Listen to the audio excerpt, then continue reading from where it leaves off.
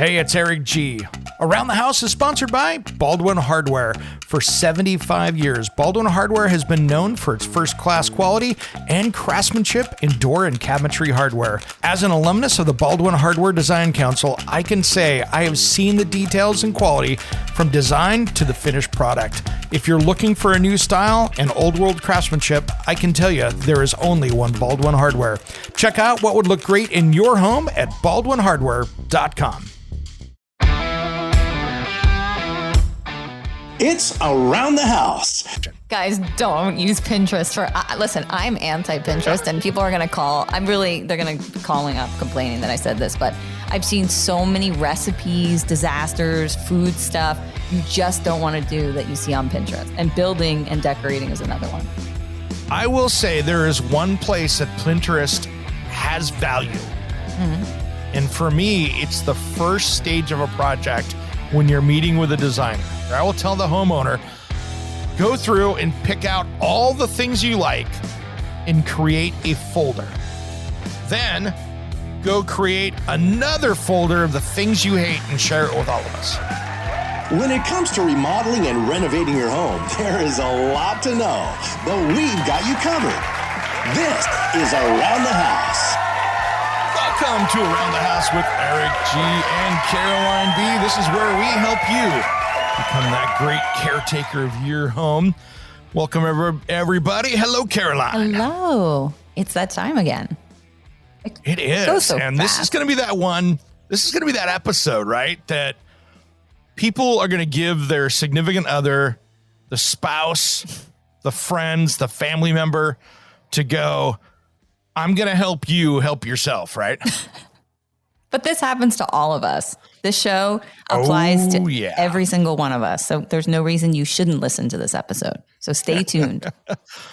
I'm guilty at this. I'm guilty of this for a couple different reasons. And you'll get to see what we're talking about here in just a second. But I can be, when I'm doing filming stuff for, DIY segments and stuff, it's very easy to get it finished to be, air quotes, TV ready and not that 95 to 100% finished. Uh-oh. So I've run into that at times. And lately I've been going around and just getting those projects over the finish line. Just because I had so many for a while there that I was doing that I didn't have a chance to get it finished. And so today we're going to talk about those top 10 reasons why we think you don't get those projects finished. And in disclosure, I think home improvement is kind of never done. So, It's kind of a trick question, right? Because you start something and then it kind of always opens up Pandora's box. And then you end up with something else you need to do later on down the line. Oh yeah. That's typical, especially, the older the home and even more so the more it's been messed with, if you've got a 1970s home that is all original and nobody's messed with, you're probably in better shape than that 1940s home that's had 4 remodels because you've probably had 6 people hack their way through it, right? Exactly. So do you want me to go out? We'll start with mine first and then we'll wrap up with yours. Here we go. All right. My number one on this one, no plan of attack. You did not plan out your project.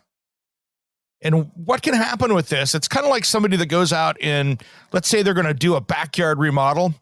And the first thing they do is put up the fence around it, but didn't figure out how they're going to get the backhoe in to do the pool later. I'm raising my hand. And so you get so easy to do that. See? You just jump the gun. You think, okay. And then you see, I want to do something else. And you realize you had just no plan. I do that. Yeah. Yeah. And so that lack of plan, like with my house, it was interesting because I was doing the kitchen and bathroom about the same time. I really had to get some things done before others. And so it was, okay, I got to tear the ceiling out of the kitchen so I can wrap the bathroom up, but I couldn't put the ceiling back up in until I had that done and I knew I had everything up in there. So there was a lot of things like that where we were weaving things in. And being that I've got 30 years in this profession, even for me, that plan was critical because I would have torn that ceiling down probably 3 times if I would have been a regular homeowner doing it, even with the best plan. So really plan it out, figure out the steps. And part of that's figuring out the materials and everything you need and getting it there before you start it. What's your first, like, quick tip? What's the best way to plan? Like, is it hiring a professional? Is it, making sure you write it down, your steps 1 through 10? I mean, give somebody a quick tip that they can utilize to plan better. Visualize the project from start to finish. Nice.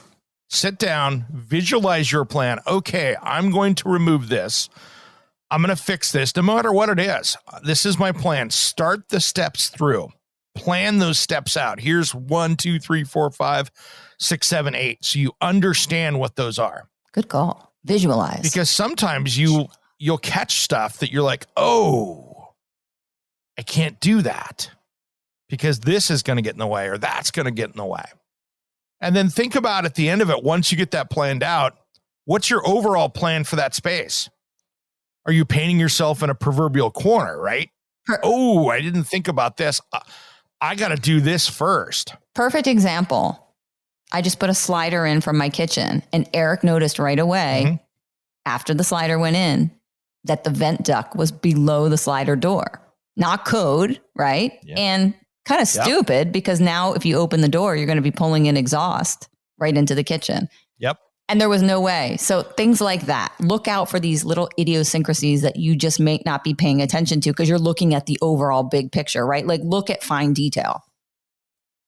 Yeah, you weren't even looking at that. I just saw the picture you were talking about. We were talking about flashing actually. And I'm like, hey, your vent's a problem. Right. So see? And you're like, what? So those things, you're doing a kitchen remodel soon, so it's going to fix itself because exactly you're going to get rid of that downdraft or come up with a better plan. It's like, look at the detail. Yeah. That was a good example, but look at the detail. That was a great example. And so that's one of those things. And, and if you're pulling, let's say you're doing a big remodel, you want to have that for permits anyway. If you're pulling permits on a huge project, those plans are going to be all part of what you're doing. So just make sure you've got that. That's probably the first big tip that I would get. And if you've got a friend or a neighbor that has more experience and you ask them, say, hey, this is my plan. This is what I'm going. What do you think? Yeah. Get a set of, I think that's my recommendation. If top tip, get another set of eyes on it. Cause look at how Eric helped me, right? Just have someone else look at what you're going to do and they might spot something and get someone with a critical eye. Don't use someone that's going to be like, hey, that's just great. Oh yeah, whatever. Oh yeah. Get that critical friend. It's tough. And even the professionals will do that. Yeah. Get the critical friend. Oh yeah. The one that won't pull punches. Yes. My number 2 on this list, let's do this before we go out to break. The budget runs out. Inflation kicked your butt. Well, that's easily happening right now. Everything costs so much money. Yes. It's so bad. And lumber prices are going down. Material prices on a lot of other things are going up. Mm-hmm. It's crazy. I was just talking with some roofing companies in our area, and we're starting to see, we had this huge need for roofing over the last few years, and people were doing a lot of work on their homes. Now, because of oil prices going up, labor prices going up, gas prices going up, all those things go into a roof, people are starting to dive off of those roofing projects. So the roofers are getting less and less busy right now. So what we're seeing is that those new companies that came on over the last couple of years that maybe worked on crews, you know what I mean? Mm-hmm. Hey, we're going to be we're going to start our own crew. I was a roofer and I'm going to start my own business. Those guys are going to start bailing off and go back to work for other roofing companies. So we're going to start to see this. So as a homeowner, be careful, make sure you're dealing with reputable companies out there because we're going to start to see guys kind of shut down. And that usually means somebody gets holding a bag for those new guys because a deposit was given and a project. So just watch out for that because you're going to see that stuff happening. So, but watch those budgets. Inflation's coming. It's still there. And we're going to see that in the near future.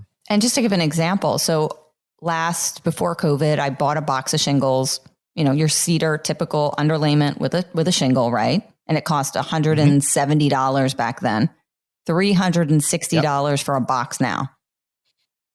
Yeah. That's a lot. Absolutely. Double. It's a lot of money. Mm-hmm. Double the money. So that'll blow the budget up. All right. When we come back here, I want to dive into the rest of these because we've got some good tips for you that I think we're going to be able to help you with.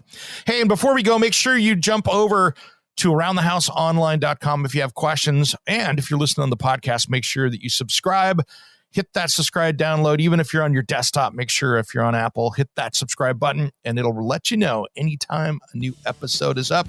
Around the House will be right back after these important messages. Don't go anywhere.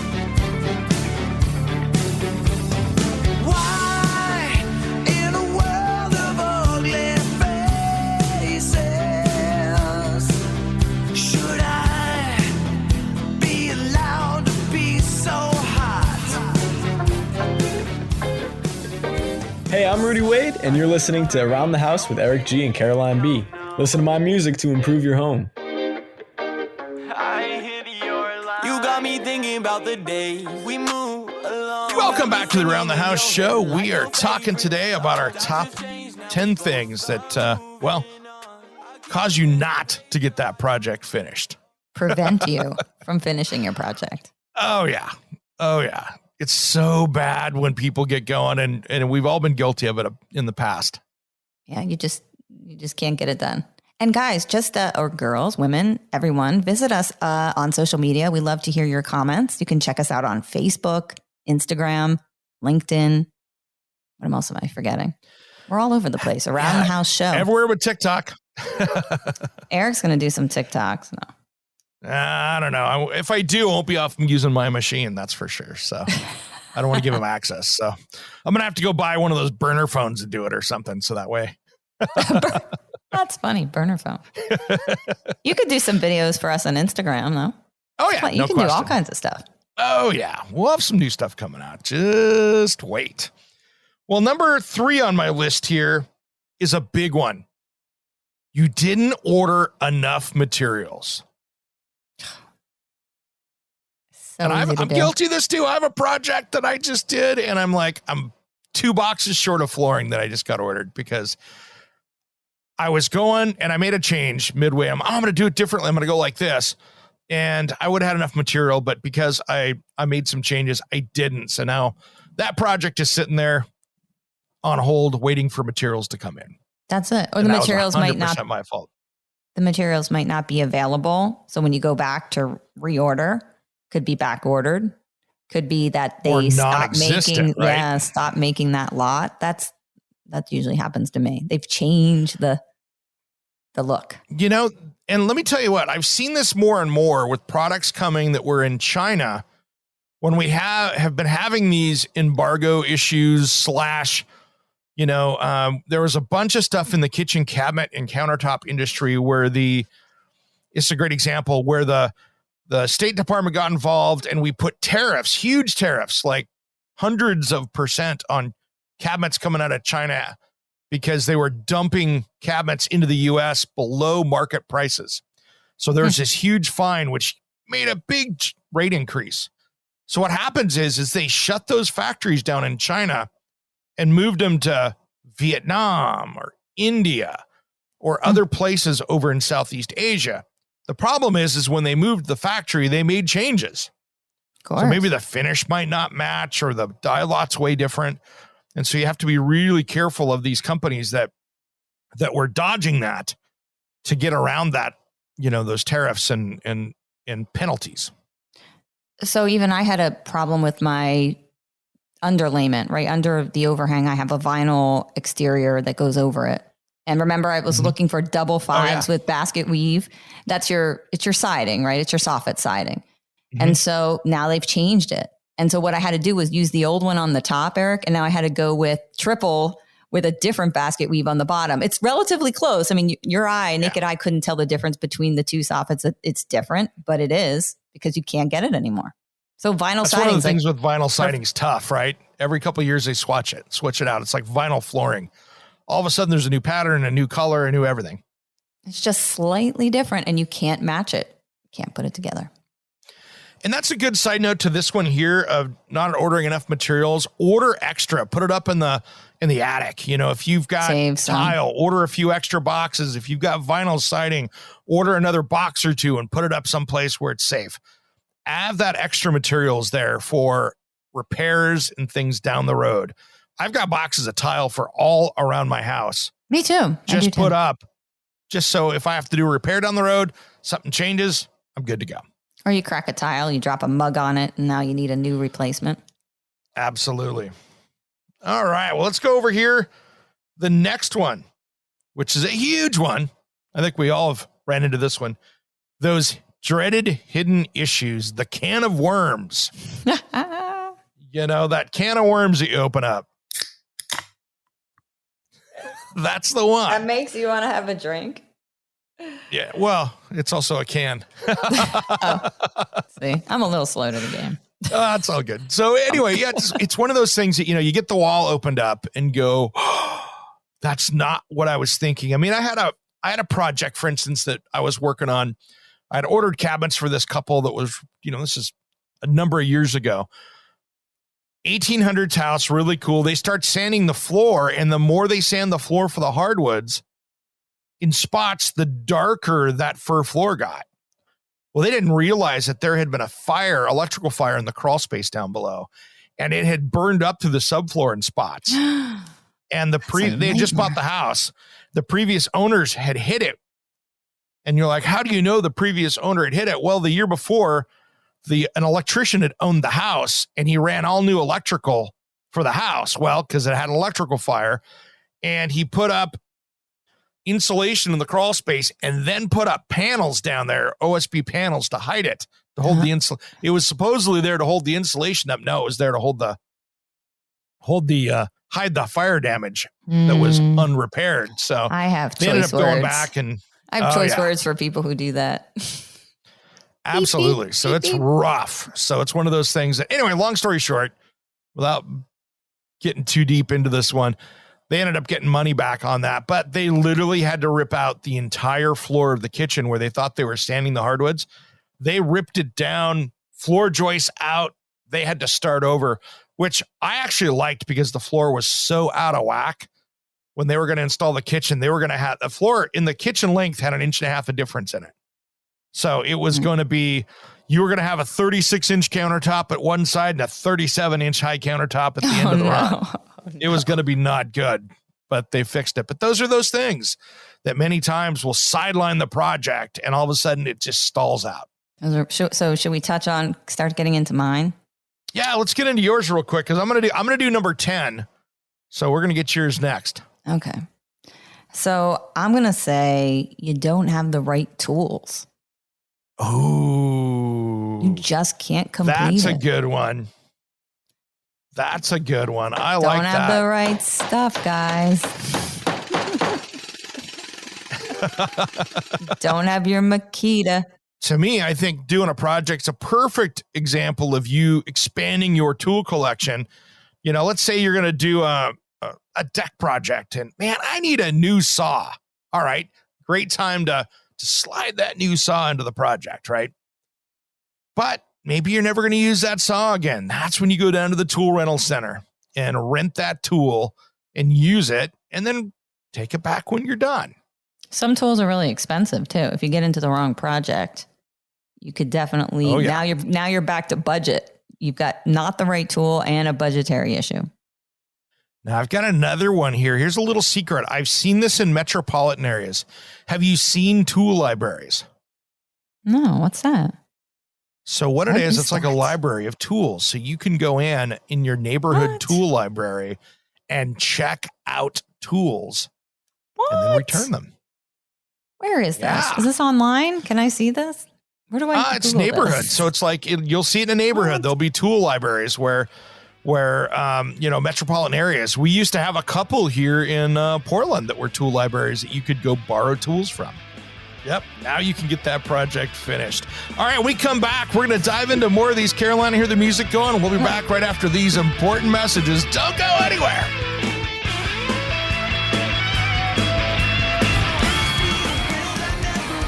Hey guys, you're listening to Around the House with Eric G and Caroline B. I'm Zeke Sky, and I'm going to show you how to shred it out while you're building it up.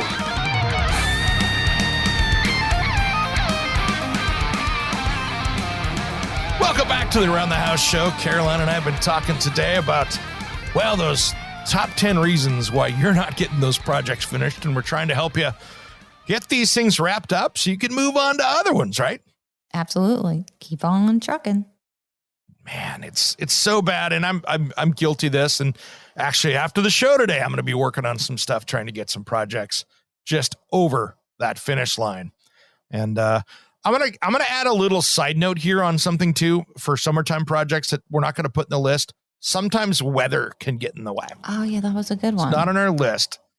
You Absolutely. know, oh my gosh, it's gonna be 100% humidity. It's gonna be 100 degrees. It's gonna be Snowing, freezing cold, raining, snowing. Yep. deck painting. That That's can be always the one. worst. Deck painting can never get done because it constantly rains when you want to do it.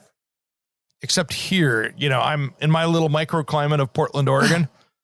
We are like 50 days without rain right now. Wow. So That's a lot. it has not rained for 50 days. I bet you we'll be, you know, 60 by the time this is done. But who knows? As soon as I say that, then it rains, right? It's very dry here as well in the Northeast. I mean, all the grass is brown and ugly, and definitely, I think we're getting rain today though. So that's good. There you go. That's not a bad thing. All right. What's your next one on the list there, Caroline? This is my problem because I'm tiny and I can't lift things. I need a grabbo. You need more people to help you on your project. I can never not have a strong friend. That could be male, could be female, but somebody who's much stronger than me. Nice. You probably see the grabbo right over my shoulder on the tool bench there, don't I you? do. See over my thumb. Tell everybody what a grabbo is if they don't know. Grabbo is awesome. What it is it's a vacuum handle, basically. So it's battery powered. It's a vacuum powered device. So if you want to move a piece of tile, you put it on there, hit the button, and it goes, creates suction, and all of a sudden you got it. Lifts up to 375 pounds. So it's what it's great for: moving drywall, moving a sheet of plywood, installing plywood or drywall. So, you know, you're going to put it up on the ceiling or a wall. You can put that on the one part of it, stick it up there, hold on to it, and you've got a good handle without trying to grab the edge or pressure or things like that. It's so much easier. You know how drywall comes in 2 sheets connected? Well, I was trying to move that this past weekend. So you can imagine me trying. It's so heavy for me. I can't. And like everybody's like, separate it, just take it apart. And I'm like, no, I can do it. Yeah. Well, and then my back was out. No. So you need help. Say, helpers. If you don't have the help, you're not going to get it done. Yeah, no question. No question. That's a big one. And getting that help over there, calling the neighbor, you know, hiring some help. Just remember, when you're hiring help, they're your employees. So make sure that if they're not licensed, bonded, insured, you're responsible for them if they get injured. Make some friends that like to do home improvement too. That's why you should go to Around the House Nation, because you could meet other like-minded people who live in your area, and then you can, you know, call on them when you need help. But make sure you have insurance. It's like, you know, I've got my friends around here, you know, hey, William, can you come help me? Hey, Sean, can you come help me? You know, those kind of things. I just need a hand doing something real quick, and it's helpful. So, and sometimes it's not even something heavy. It could be, you know, you just need 2 people to hold it down while you do it. You just don't have enough hands. Yeah. And I'm guilty. I've hurt myself a few times or damaged materials, not getting the right help. So it's better just to get the help. All right. What's your next one? This is one I'm completely guilty of. And I'm sure a lot of people out there do this. I ran out of time. And it's because I've always decided to do a big project before a big event. A birthday's coming. Christmas is coming. Friends are coming over. Someone's coming to stay, and I get it in my mind, yes, that I'm going to do a big project and make my house look better right before the guests come. And you never get it done. And then you abandon ship. I had this project. It was a waterfront, multi-million-dollar home, probably 15 years ago we were doing. Builder started building it. It was going to be like, we're going to be done July 31st on your house. And that was the date of completion done. So what happens? The homeowner decides to put her daughter's wedding in the backyard on August 1st. What? Oh, yeah. So it was 3 weeks left to go. And it looked like it was extreme home makeover. Every trade was there. And I'm just shaking my head going, even when you're hiring someone to do that, if you have that drop dead, horrible plan there, you will get burned every single time. See? I mean, it's so bad when you put you want to get the project done, but that project got finished on time. Do I want that in my house? Do I want every trade hurrying? No, you are asking for so many problems. And plus, your house becomes a train. I mean, I just had it happen to me because I had a big opening in the outside of my house, right? I ripped the side of the house off. And so then everybody's trampling through, making a mess. I mean, the house is just wrecked. Yeah. Oh, yeah. And it just happens. And so don't do it to yourself. I can't tell you how many times that as a kitchen and bath designer, I had what I call the helpful husband come in. Hey, it's a month before Thanksgiving. My wife's out of town with her friends this weekend. I ripped the kitchen out. How fast can I get cabinets? 6 to 8 weeks, 8 to 10 weeks. What? And I'm like, and they're shocked going, what? I can't get them like next week. No, they're built to order. What do you mean? And now they have destroyed the house right before the Thanksgiving holiday. And so many people that happens to, and they got to turn around and, well, cancel it, move Abandon. But, you know, that gentleman fell into like 3 different categories. So he had not proper planning. He didn't have materials, and he had people coming over. So he's like a total fail.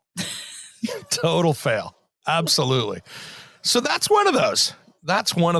And it's absolutely crazy when people do that.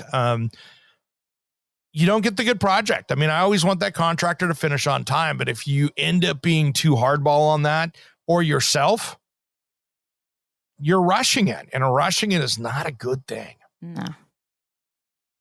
And there's always going to be some caveat that appears, you know, as you talked about. Pandora's box will open. It does. And you're also more likely to get hurt too. I mean, you forget safety, I got to go I got to get this done. I forgot to grab my safety glasses. I'm tired. I got myself hurt. I'm tired. I made a mistake.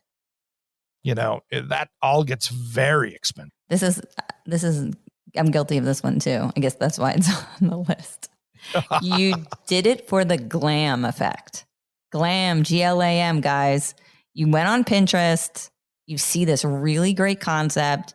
You try to implement it, and it fails tremendously because it's just not possible, and you can't get it done. And so now you've got a project half done, and you're just beside yourself.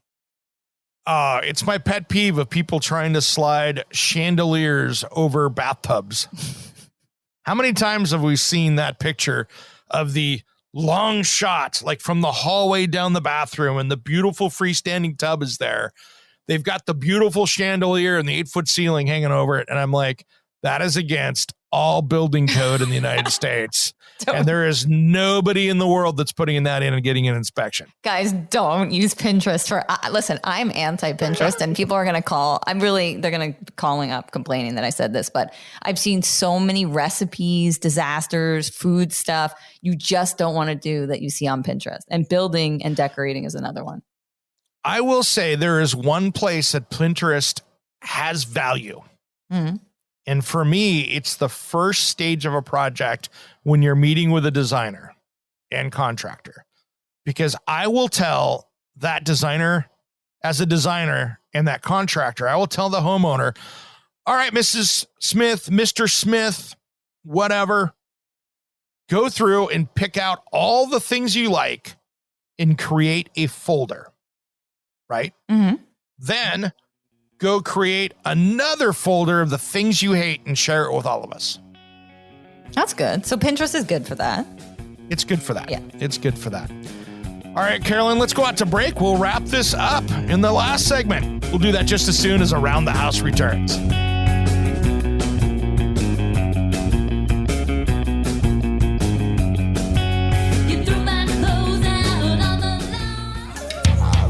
Take you, baby.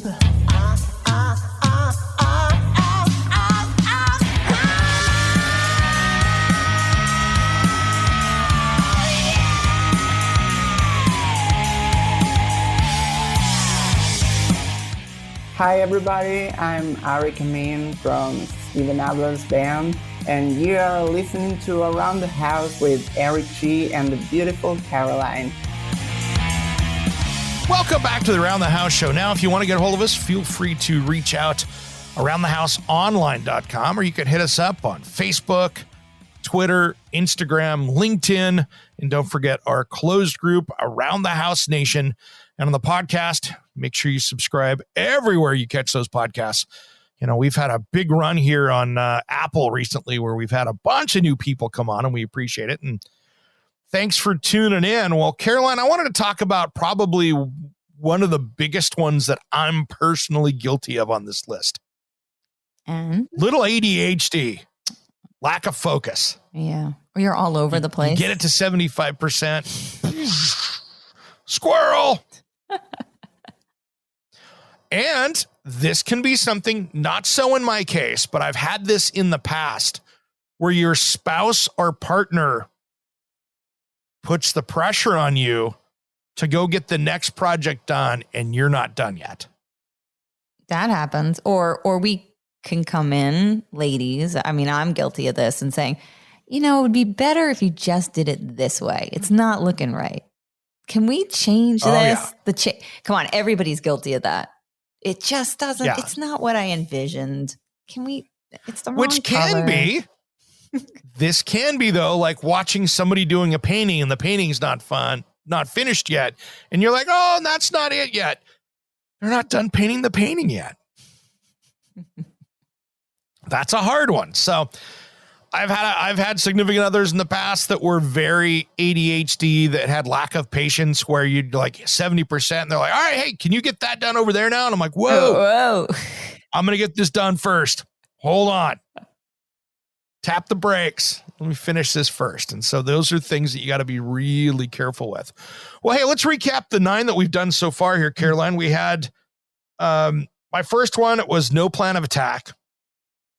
Next one was the budget runs out / project inflation or project creep. Number 3, I had you didn't order enough materials. Mm-hmm. Number 4 was hidden issues.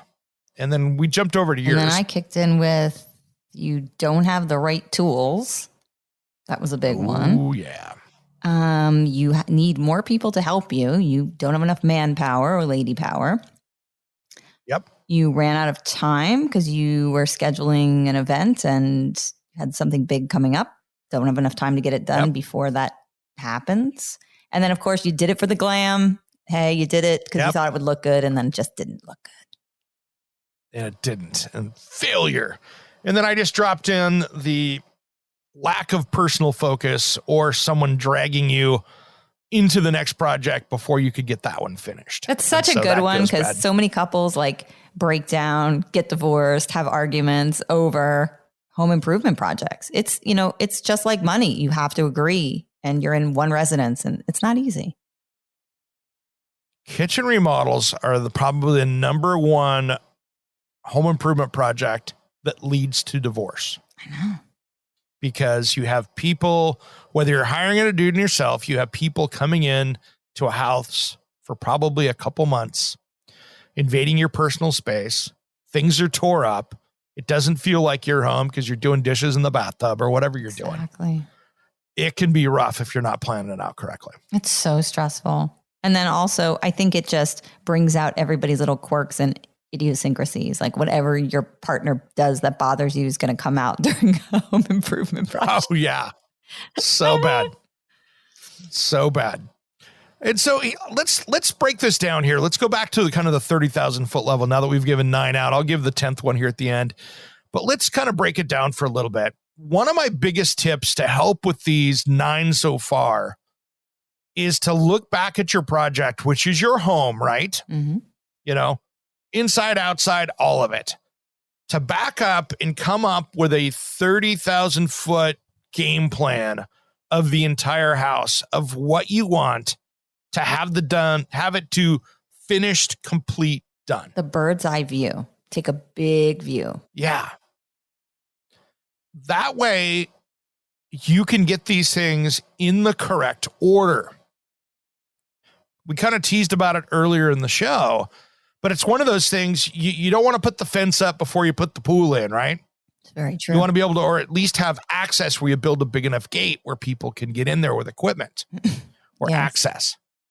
Yes. How many times do I see people put the lawn in and they go, oh, I forgot to put the sprinkler system in. Now I got to dig the lawn up to put the sprinkler system in. No, Should have put that in first. So you want to have the right, correct, sense of things. Like, for instance, if you've got a plumber coming out and you're putting a sprinkler system in later in the year and they're already doing plumbing, make sure that they're hooking that up or roughing that in so you can complete it later on.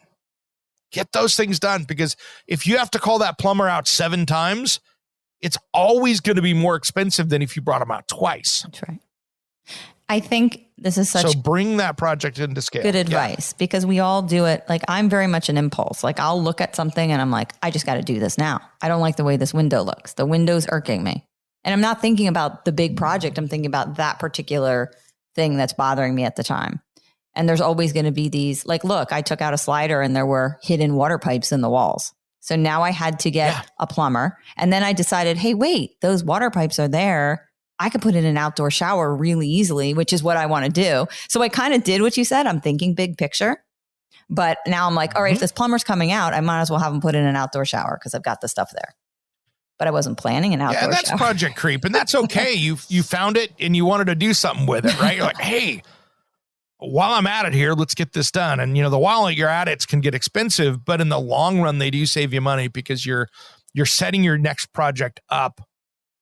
And it's just like your deck. We were talking about your deck, right? Great example. You did the windows and you did the sliders and all that stuff that you're doing right there. And I'm like, whoa, tap the brakes on your siding until you make sure you know exactly what's going on with the deck, because you're going to have to flash that. And the last thing you want to do is to have the deck people come out and go, oh, all that siding you just paid to come off. Now we're going to tear it off. Hey, Caroline, can you order 2 more boxes of siding now? Then that's $600, right? $700. And you're in trouble. So that's where that plan comes together, where you're trying to do that and to make sure. That's the big thing, is just come up with that bigger picture. So when you do something, it sets you up down the road for the next projects. It'll save you money and it'll get the project going so much faster. So if you're not down the road, if you're not as experienced like you are at looking at something and kind of figuring out those little idiosyncrasies that could happen, what do you recommend? Where does someone go to get help doing something like that? Can they go to a box store? Can they go talk to somebody? How do you figure that out? I would bring in a building professional and pay them to help you design it out, whether it's a DIY project or some of it's probably going to require a contractor out there, if even for the most experienced people. So find your contractor and sit down, compensate them. I don't expect them to be working out there for free, but have them come up with an overall plan for your house. Maybe it's a 5-year plan. Maybe it's a 7-year plan. Maybe it's a 10-year plan, whatever it is.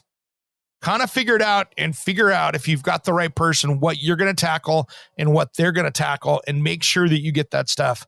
If you pay somebody to help you, like a designer or architect or somebody like that that's involved in the process, it will save you money every single time, and it will give you a much better project when it's all said and done. Great advice. You have a plan. Great advice. And so that's a big one, and it's the same thing like we talked about with some of these other things, the hidden issues. If you are inexperienced, and most people are in remodeling, if you're inexperienced, bringing in somebody that can go, hey, that could be a problem, whether it's a friend, a family person, somebody in the family that's got more experience. If that second set of eyes, like we talked about, can really get things dialed in, because they're going to go, hey, that wall could be load bearing. Exactly. Really? I was just going to cut it out. Well, maybe we should get someone in to do it. Like your vent. Okay. Your vent is under your door now. Yeah. Those are all things you got to do. So let's do number 10. Since we're down to a minute here, we've already hit the last 9. And number 10 is, well, Caroline, I think we're just not going to get to it today. What does that mean? We just quit? I guess we're going to have to call this project. We just quit. Done. We're just like, number 10. Well, we're not going to get to it, and thus leaving this project unfinished. Hey, make sure you subscribe over to Around the House Nation. That is our closed group, because all your projects that you're working on right now, make sure and share them up over there. Love to see what you're working on. We've had some great ones over the last few weeks shared up there. I want to see your project. Caroline does. We've got some great people over there. I hear the music coming. Have a good week, everyone. And I'm Caroline B. And you've been listening to Around the House.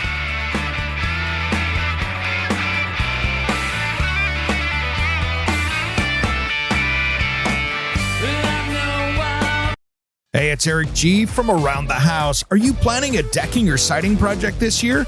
If you are, you've got to check out my friends at Millboard. Millboard is a completely different kind of composite decking and cladding that enhances outdoor spaces with enduring distinction. Hand molded from the finest oak, it realistically mimics the natural grain and color of premium hardwood. If you're looking for something that doesn't look like plastic and instead real wood, check out millboard.com. Make sure and check out that interview we did just a few weeks back. That's millboard.com.